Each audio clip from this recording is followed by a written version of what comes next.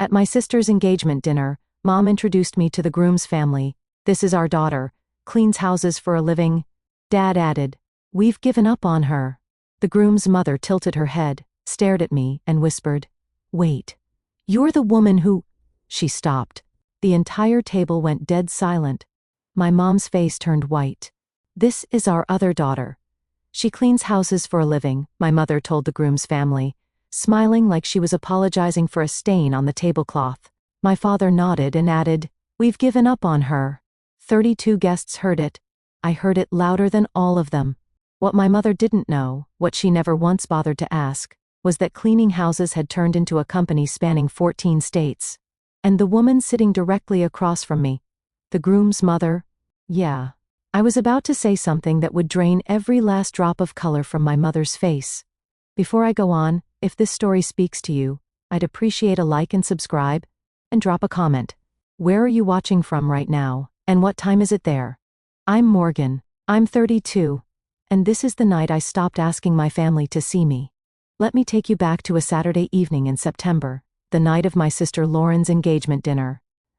I was 3 years old when Janet and Richard Meadows brought me home.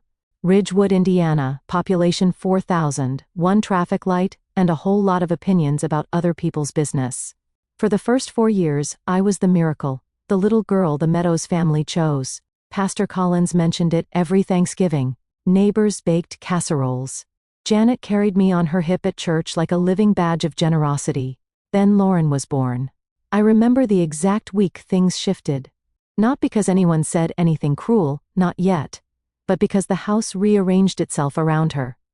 My bedroom moved to the converted attic. My drawings came off the refrigerator to make room for Lauren's hospital bracelet, framed in pink. My car seat went to the garage. By the time I was 10, the narrative had solidified. Lauren was the dancer, the honor student, the one Janet described to neighbors as our girl. I was the other one. The project, the charity case they kept feeding. Whoosh. "We tried our best with Morgan," Janet would say at the mailbox, loud enough for Mrs. Patterson next door to hear. "Some things just aren't in the blood." She said it like she was talking about a stain she couldn't lift. Richard never corrected her. Not once. He'd sit in his recliner, turn a page of the newspaper, and let the silence do his talking. That silence was louder than anything Janet ever said, because Janet's cruelty came with a smile. Richard's came with permission, and I learned early in this house love had a guest list, and my name was never on it. But there was one thing Janet Meadows never bothered to learn about me, and that one thing would eventually change everything. I graduated from Ridgewood High on a Tuesday. Janet didn't come. Lauren had a dance recital the same afternoon, 2 towns over. Richard said he'd try to make it. He didn't. I packed 2 duffel bags that night, and moved into a studio apartment above a laundromat in Greenfield. At 18 years old, I had $400 in a savings account I'd built from babysitting since I was 13. I enrolled in community college night classes. During the day, I cleaned houses. It wasn't glamorous. It was toilets and baseboards, and oven grease, and strangers' hair and shower drains. But it was mine. Every dollar I earned on my knees, literally. And nobody could tell me I didn't deserve it. Janet told her friends at church, "Lauren starts at IU next month." Morgan chose a different path. She said different the way people say, terminal. I called home on Sundays. Janet was always busy. Richard didn't pick up. When I got my first business license, a real one, framed, my name printed in black ink, I took a photo and texted it to Janet. She replied, "Cute." One word. No period. No follow-up. I almost quit that week. Almost drove back to Ridgewood, walked into that house, and begged them to just see me, just once. But then Grace Whitfield happened.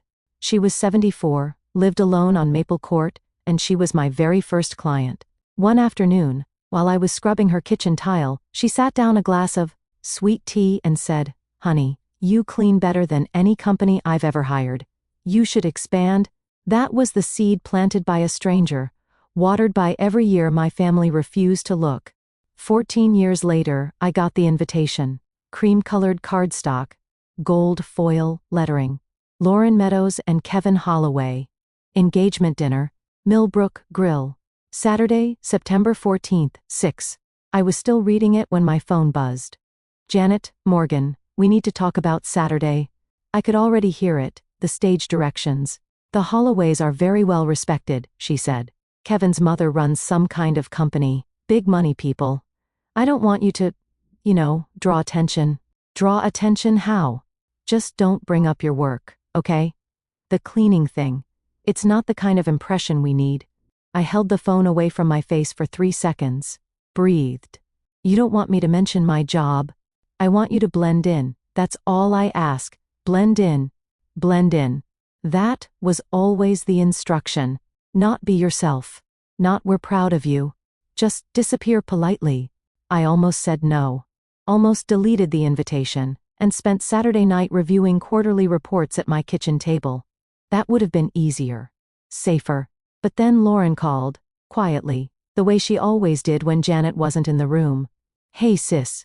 I really want you there. Please come.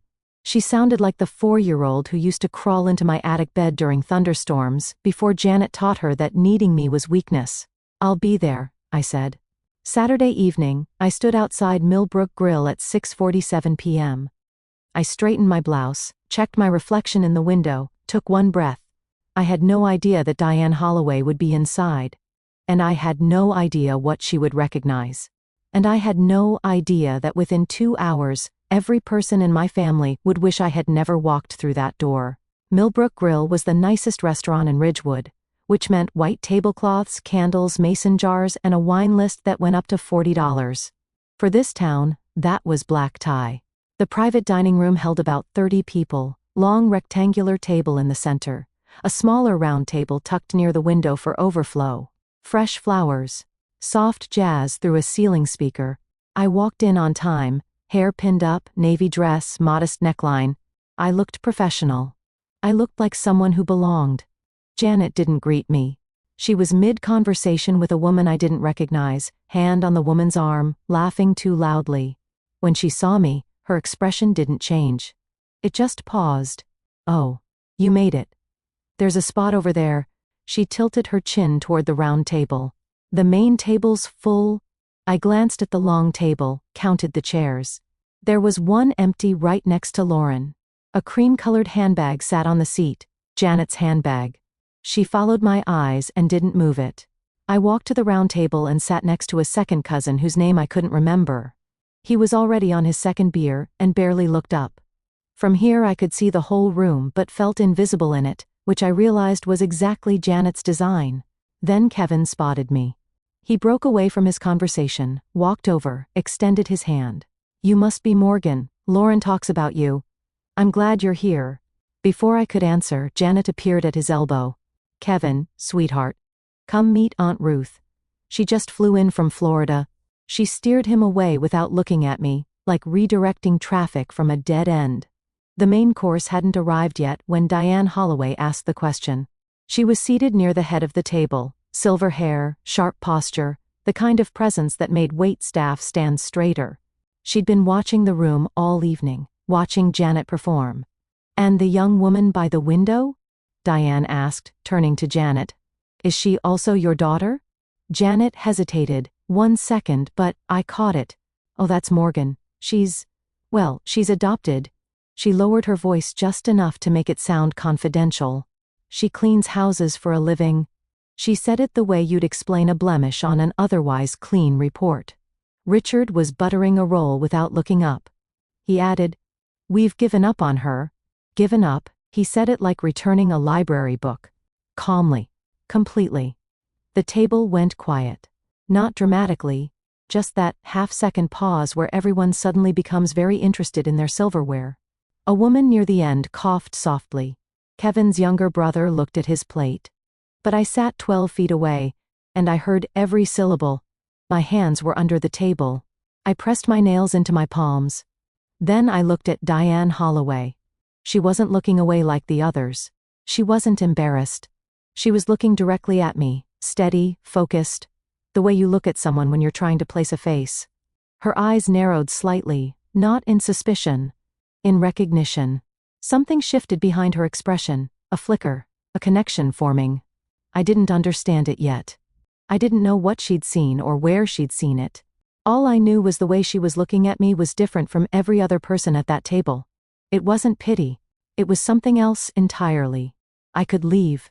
I could stand up, put my napkin on the chair, walk out, and never come back. I'd done it before in smaller ways. Stopped calling on Sundays, stopped texting photos of milestones, stopped expecting the reply that never came. But leaving tonight wouldn't be a statement. It would just be expected. Janet would shake her head, say, she's always been sensitive, and the evening would continue without a ripple. So I sat there, and I thought about 29 years. The business license. Cute. My first franchise location, a 3-bedroom office in Columbus with my name on the lease. I'd called home to share the news. Janet said she was busy prepping for Lauren's birthday brunch. The Inc. magazine interview. I never even sent it. Not because I was afraid she'd dismiss it. I was afraid she'd find a way to make it about herself. Well, I raised her, she'd tell the church. She'd frame it on the mantel next to Lauren's sorority photo. She'd take credit for the things she spent 2 decades belittling. So, I kept it. Kept all of it, my company, my revenue, my name in print. I kept it in a world she never entered because she never asked to. I looked across the room at Lauren. She was laughing at something Kevin said. But her eyes drifted toward me. Brief, guilty. She looked away fast. Even Lauren couldn't save me in this house. She never could. But tonight wasn't about being saved. Tonight, for the first time, I wanted to know if I was strong enough to sit in the room where I'd always been erased and not collapse. I picked up my water glass, took a sip, stayed. I wonder, why did I keep going back to that table? Have you ever kept showing up somewhere you knew you'd be treated like you didn't matter? Why do you think we do that? I'd love to hear your thoughts. Share them in the comments.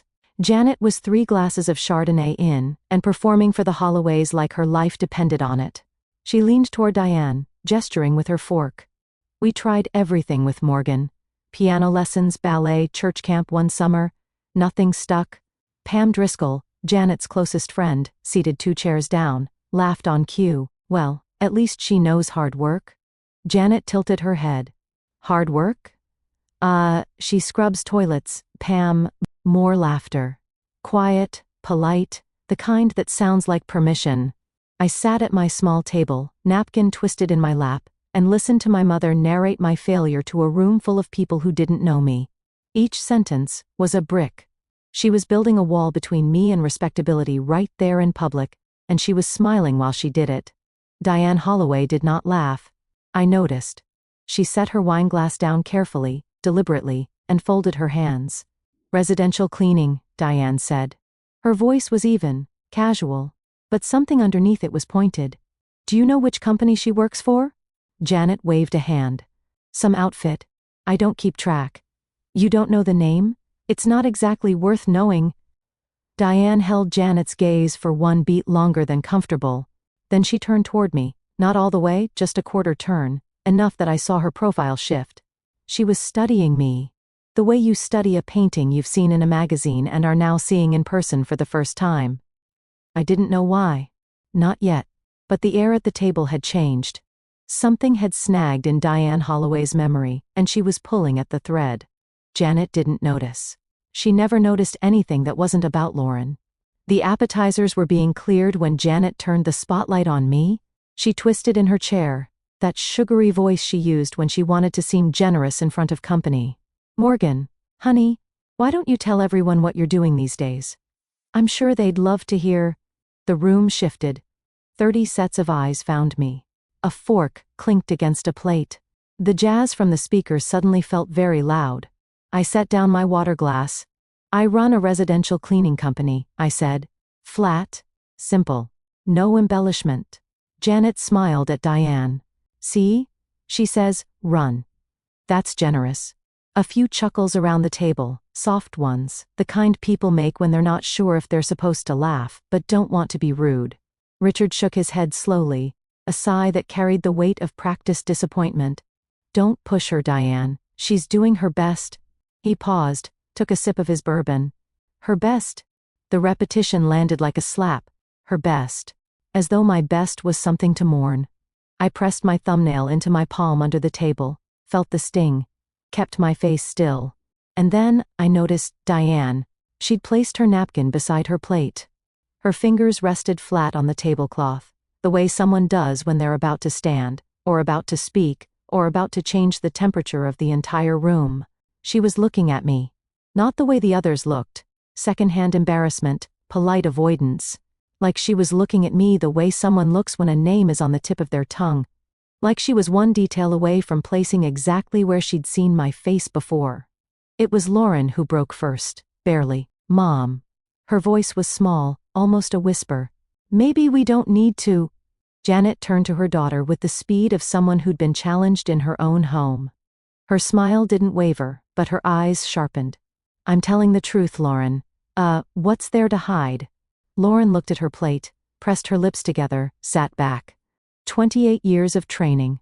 That's how long Janet had spent teaching Lauren that silence was loyalty. And right now, loyalty meant letting our mother dismantle me in front of 30 people without interference. I didn't blame Lauren. Not entirely. I'd watched her grow up in that house. I knew the cost of speaking out, the silent treatment, the guilt, the way Janet could make you feel like the villain for pointing out she was being cruel. Lauren survived the same house I did. She just survived it from the other side of the door. Kevin shifted in his seat. He glanced at his mother, Diane, and I saw something pass between them. A look I didn't fully understand. Diane was tapping her index finger against the tablecloth lightly, rhythmically, a private metronome. Kevin leaned in. "Mom, you okay?" Diane didn't turn to him, yet her eyes were still on me. "Fine," she said. "I'm just trying to remember something." She said it quietly, almost to herself. Kevin knew his mother. I could see it in the way he sat back, not dismissing her but recognizing the signal. Whatever Diane Holloway was working through, he knew better than to interrupt it. The main course arrived. Plates were set down. Conversations resumed. But Diane didn't touch her food. She was somewhere else. Somewhere in her memory, a door was opening. As it happened, between the entree and the breadbasket, Diane set her fork down, turned toward me fully this time, and asked the question that would unravel everything. "Morgan, what's the name of your company?"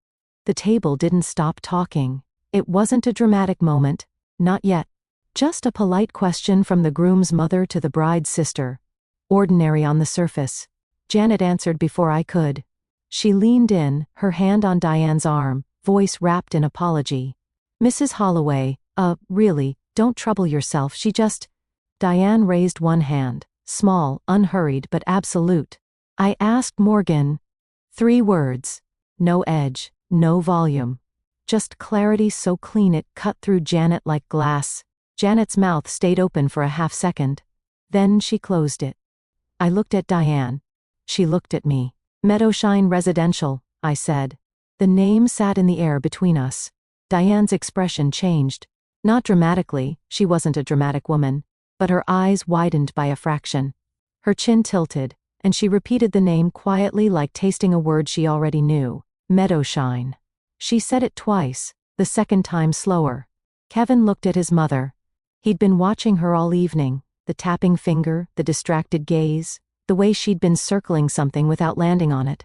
Now she was landing. "Mom," he said again. "What is it?" Diane didn't answer him. She reached for her wine glass, took a slow sip, and set it down without drinking. But her eyes hadn't left mine. She knew something. I could feel it. I just didn't know what yet. And neither, for the first time in her life, did Janet. Diane excused herself from the table. "If you'll pardon me for just a moment." She folded her napkin, stood, and walked toward the hallway that led to the restrooms. Calm, measured. The way she did everything. Kevin half stood. "Mom." "1 minute, sweetheart." I watched her go. From my seat by the window, I had a clear line of sight through the glass partition to the corridor. Diane stopped halfway down the hall, pulled her phone from her clutch, and began scrolling. She wasn't checking messages. She was searching for something. Back at the main table, Janet had already filled the gap. She turned to Pam and another friend, voice low, but not low enough. "Thank God the Holloways are gracious people. Nobody's paying attention to, you know." A small tilt of her head in my direction. I didn't react.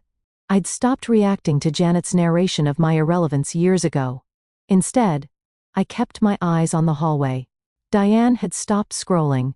Her thumb was still on the screen, but she wasn't moving it. She was reading. Then her hand came up slowly and touched her lips, and she smiled. Not a social smile. Not a polite one. It was the smile of someone who just confirmed something they'd been suspecting all evening. As she looked up from the phone and glanced toward the dining room through the glass, her eyes found me. And this time the recognition was complete. Then she looked at Janet, then back at me. She slid the phone into her clutch, straightened her jacket, and walked back to the table.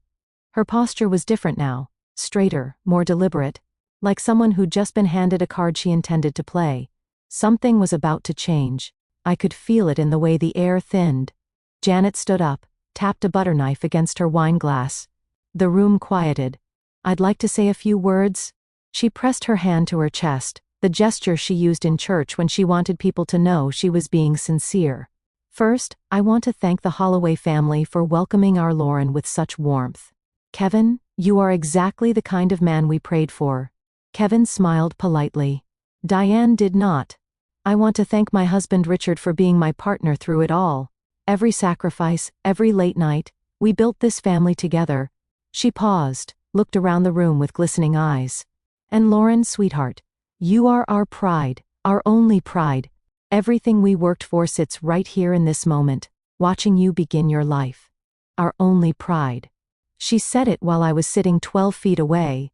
She didn't glance at me, not even the peripheral kind of acknowledgement you'd give a coat rack. "Our family isn't perfect," Janet continued, her voice softening to that rehearsed tremble she'd mastered. "We've had our challenges." Now she looked at me just long enough for the room to understand exactly who the challenge was. "But tonight is about Lauren." A few guests clapped. Awkward, thin applause. The kind that fills silence because silence would be worse. Richard raised his glass. Pam said, "Here, here." I sat still. My face was neutral. My chest was not. Then from the head of the table, a chair pushed back. Diane Holloway stood. She smoothed the front of her jacket, placed both hands on the table. "I'd also like to say a few words," she said. And the room turned. But before Diane could speak, a man seated near the middle of the table, one of Kevin's uncles, gray beard, kind face, leaned forward and looked at me. "Morgan, right? So, how's the cleaning business going? You run your own crew?" It was a genuine question. He was trying to include me, the one person at the table who saw a girl sitting alone and thought, "That's not right." Janet laughed before I could answer. "Business?" She pressed her hand to her sternum. "Let's not get carried away. It's a van and some buckets." The uncle's smile faded. He looked down. Richard set his glass down and spoke without lifting his eyes. "Don't push her. She's done her best." A pause. A sip. Her best for someone like her? Someone like her. Somewhere at the table, a woman inhaled sharply. Silverware stopped moving. I felt the heat climb from my sternum to my throat. Not anger, something older. The accumulated weight of every dismissed achievement, every unreturned call, every time I was introduced as the family's footnote. But I didn't fold. I placed both hands on the table, flat, steady, and I looked at my mother. "Have you ever asked me what my company does?" Janet blinked. "Excuse me, in 14 years, have you once asked?"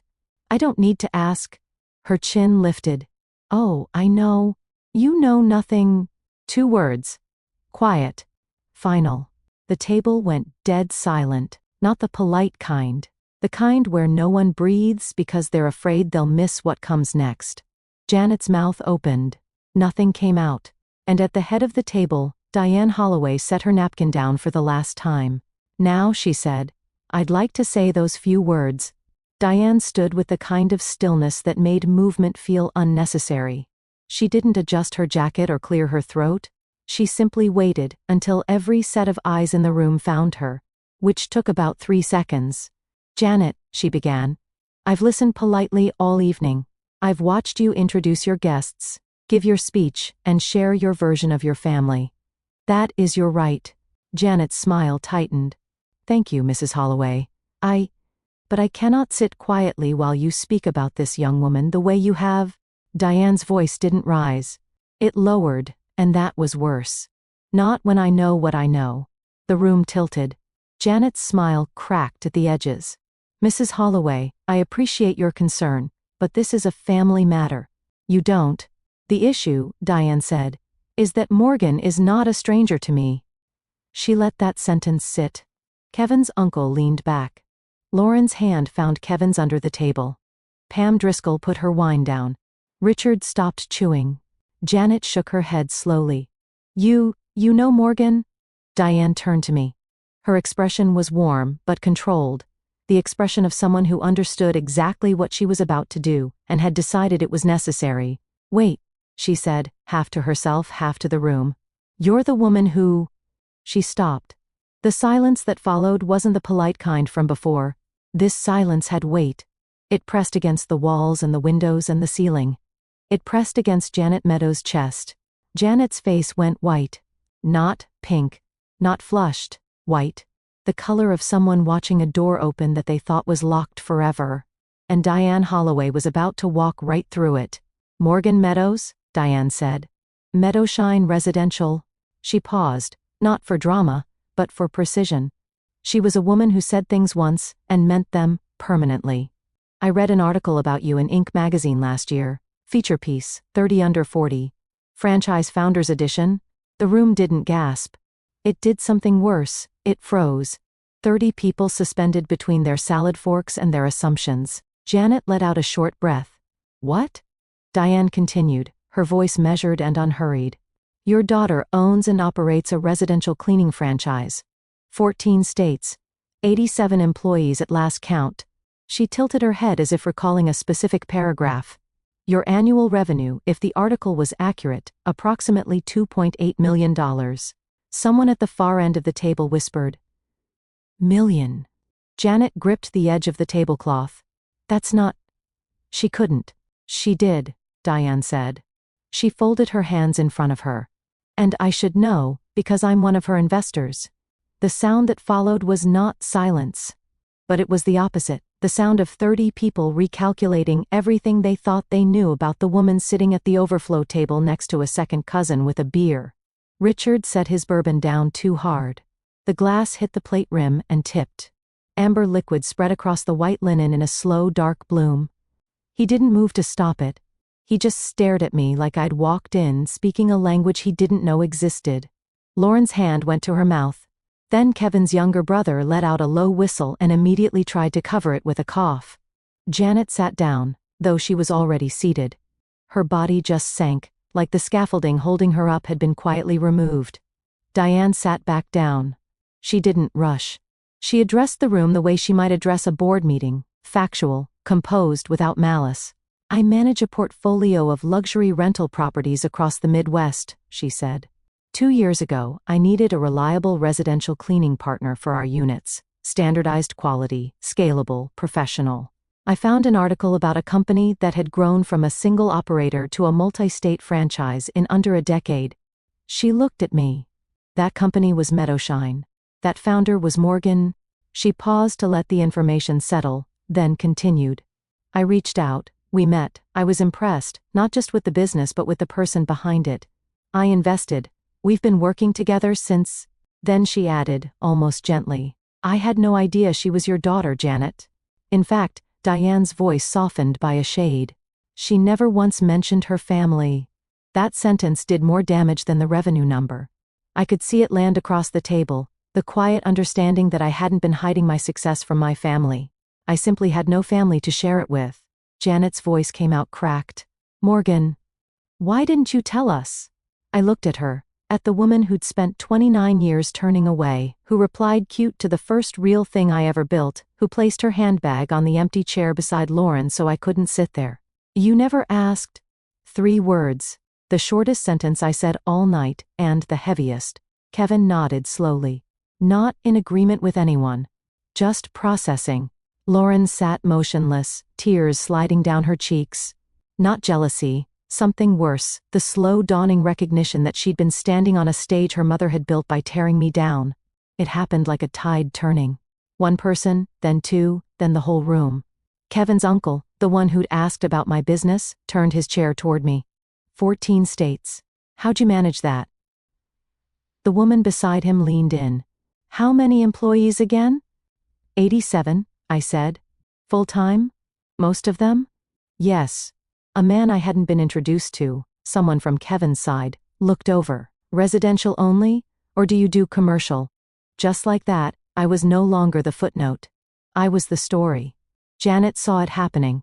I watched her face cycle through 3 expressions in 5 seconds: shock, calculation, recovery. She straightened up, pressed her palms flat on the table, and smiled. Well, I always knew Morgan had potential, didn't I say that, Richard? I always said she had something in her. She reached for Diane's arm. We've always supported her, of course. Every step of the... Janet. Diane's voice was quiet, almost kind, which made it worse. 2 minutes ago, you told this table your daughter's business was a van and some buckets. She let the silence do its work. Everyone in this room heard it. The room didn't move. The jazz from the ceiling speaker played a soft piano bridge that no one listened to. Pam Driscoll, Janet's closest friend, the woman who'd laughed at every joke tonight, slowly slid her chair 6 inches away from Janet. The wooden legs scraped against the floor. In the silence, it sounded like a door closing. Janet opened her mouth, closed it, opened it again. Nothing came out. Richard stared at a water stain on the tablecloth where his bourbon had spilled. He hadn't wiped it up.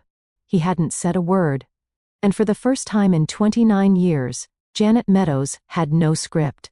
I looked at my mother, then really looked. And I wondered, did she ever actually love me, or was I just a background character in the story she wrote for Lauren?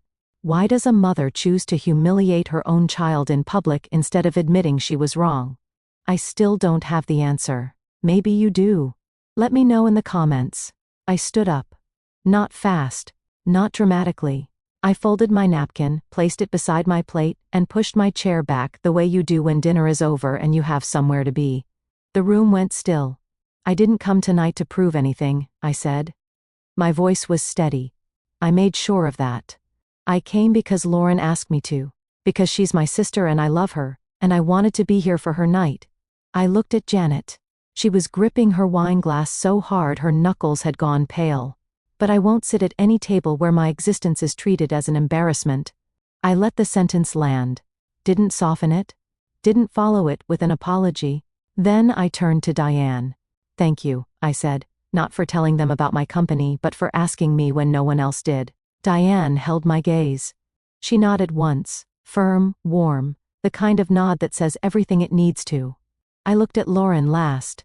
She was still crying, trying to hold it together. Kevin's hand on her back. My little sister, who used to climb into my attic bed because she was afraid of thunder. Lauren, I love you. I wish you every happiness. I paused, swallowed. But after tonight, I need space. Lauren nodded. She didn't argue. She knew. I picked up my jacket from the back of my chair, walked past the long table, past the 30 people who'd watched my mother erase me and were now watching me leave with my back straight and my name intact. I didn't slam the door. I didn't run. And I didn't look back. The parking lot was cool and quiet. September air. Crickets.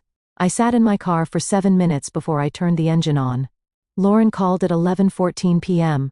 I was sitting on my couch in sweats, holding a cup of tea that had gone cold 20 minutes ago. I almost didn't answer, but the phone buzzed 4 times, and I could feel the urgency through the screen. Hey, I said. Sis.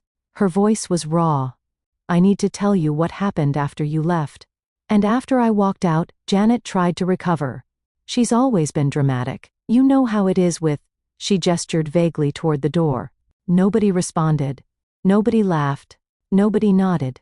Diane turned to Kevin and said quietly, "We'll talk at home." Her tone wasn't angry. It was cold, which, as Lauren put it, was somehow worse.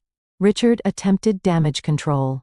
He leaned toward Diane, voice low, almost pleading. "Mrs. Holloway, please don't let this affect..." Diane cut him off without raising her voice. "Mr. Meadows, I'm not judging your daughter, I'm judging how you treat her." Lauren said the room physically shifted after that. Chairs angled away from Janet. Conversations started and ended in whispers.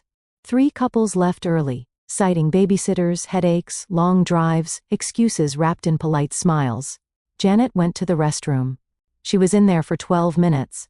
When she came out, her mascara was smudged. Nobody mentioned it. Lauren said, "Sis, I've never seen Mom like that. She looked small. I didn't feel satisfaction. I want to be honest about that. I felt tired. The kind of tired that lives in your bones, not your body.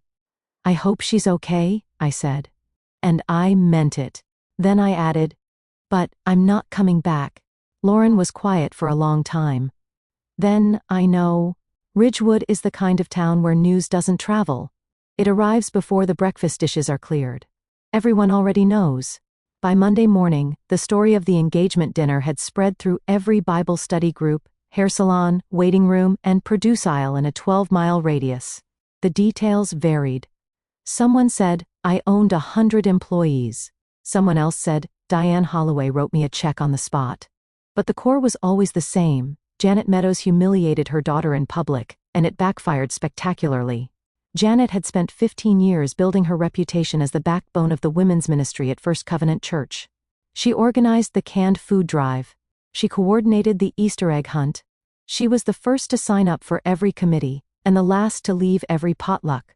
That Tuesday, 2 families quietly withdrew from her prayer circle. No explanation, just sudden scheduling conflicts that would last indefinitely. On Wednesday, Pam Driscoll called, not to check on Janet, but to deliver a verdict. Janet, I think you need to call Morgan, apologize properly. People are talking about what? I'm her mother. I have the right to. You have the right to be her mother, Pam said. You don't have the right to humiliate her in front of 30 people. Janet hung up. She called Pam back an hour later. Pam didn't answer. I heard about all of this secondhand through Lauren, who called me every few days now. Careful, tentative calls, like someone learning to use a phone for the first time. I didn't gloat. I didn't say good. I listened, and I said, I hope Mom finds a way through this. I meant that too. You can love someone and still refuse to stand in their line of fire. The wedding wasn't canceled, but it was postponed. Kevin told Lauren the following weekend, gently, over coffee at a diner halfway between Ridgewood and his apartment in Marion. I love you, he said. That hasn't changed, but I need to understand your family better before I marry into it. Lauren didn't fight him.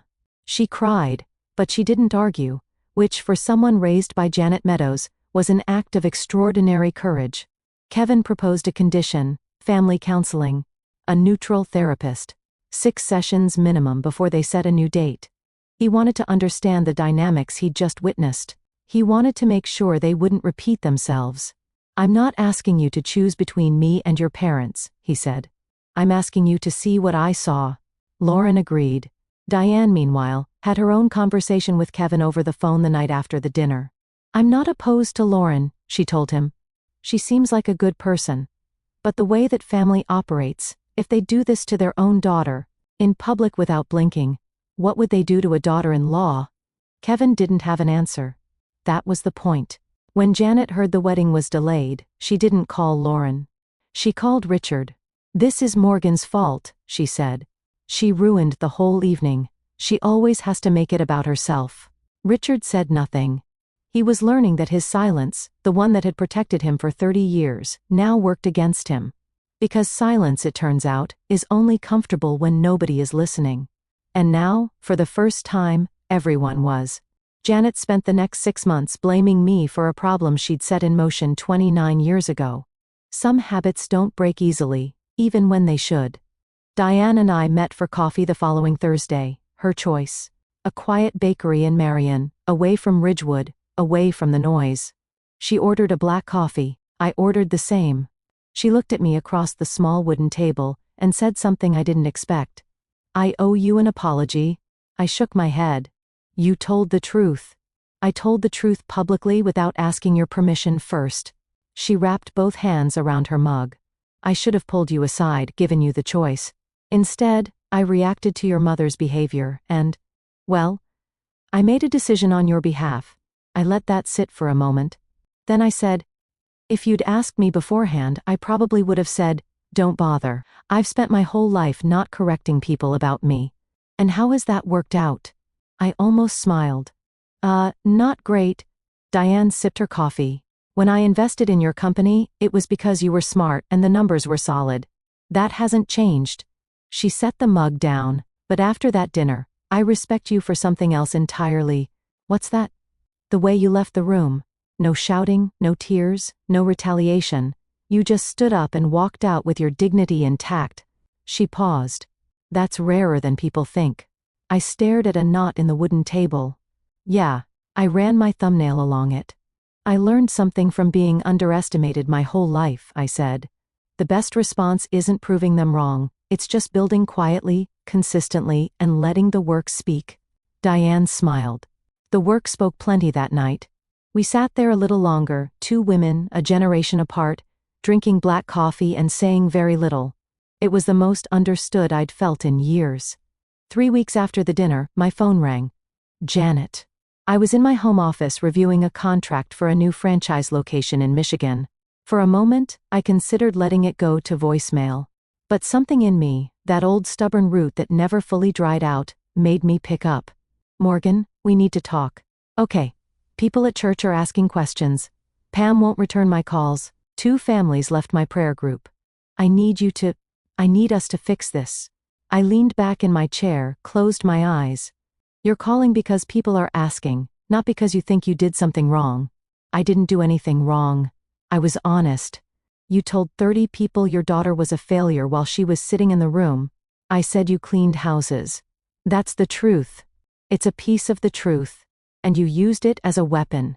Silence on the line. I could hear her breathing.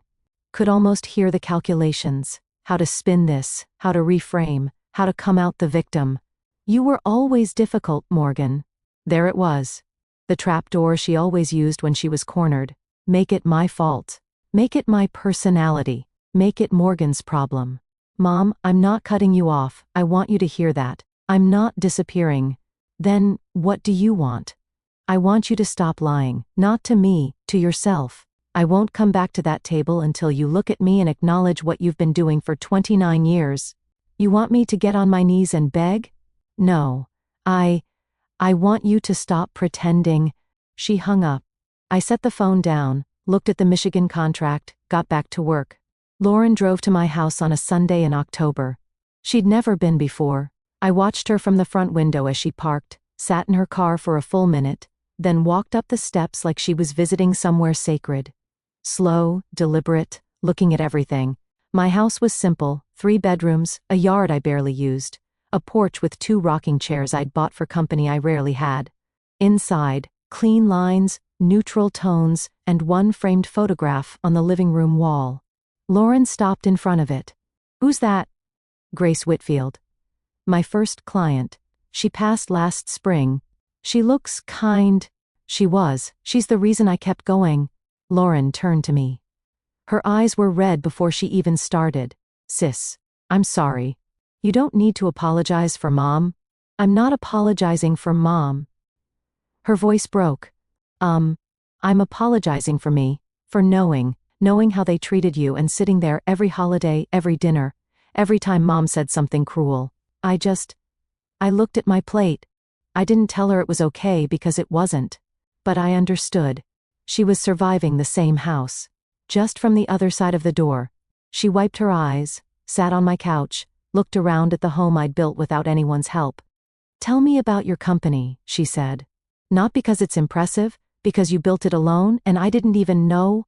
We talked for 3 hours about franchise logistics and hiring challenges, and the time I lost a client because a new employee accidentally broke a chandelier.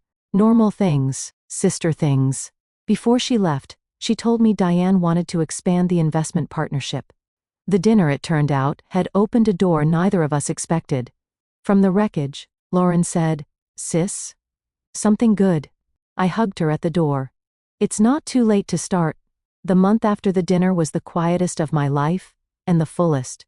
I didn't call Janet. Didn't call Richard. I let the silence sit between us, not as punishment, but as space. The space I should have claimed decades ago. I went to work. I reviewed applications for 2 new franchise locations.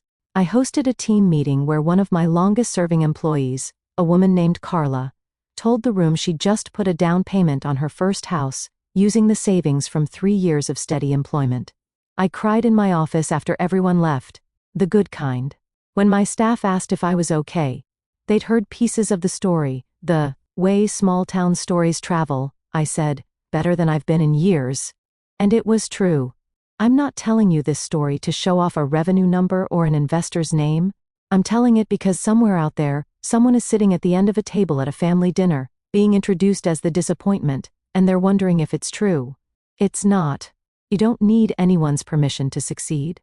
You don't need anyone's acknowledgement to make your success real. And you absolutely do not need to accept being humiliated just to keep your seat at the table. A boundary is not a wall. It's a door. And you get to choose who walks through it. My mother hasn't apologized. My father hasn't called. I don't know if they ever will. But I know this. My name is Morgan Meadows. I started with a bucket, a sponge, and a woman named Grace, who saw something in me that my own parents refused to see. And I built something that speaks for itself, even when they wouldn't let me. That's my story. Thank you for staying until the very end. It means more than you know. If you've ever had to set a boundary with your own family, a hard one, the kind that cost you sleep, I want to hear about it. Drop your story in the comments. You're not alone in this. If this video moved you, hit like and share. Not for me, for the person in your life who needs to hear that walking away from a toxic table isn't weakness. It's strength. And if you want to hear another story like this one, there's a link in the description. I think you'll connect with it. I'll see you there.